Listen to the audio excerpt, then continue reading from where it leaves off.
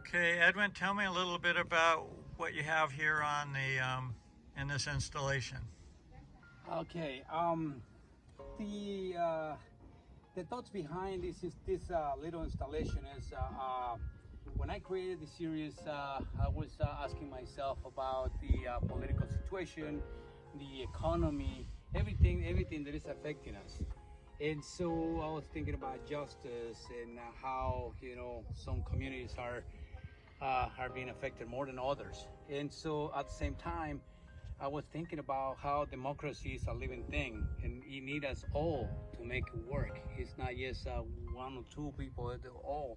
And I wrote it down in this piece of clay.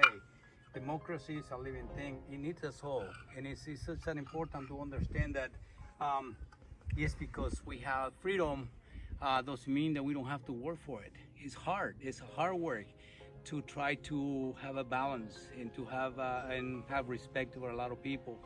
So that's what the whole series is about. As you know, a lot of my work has some political tendencies, has some a community importance.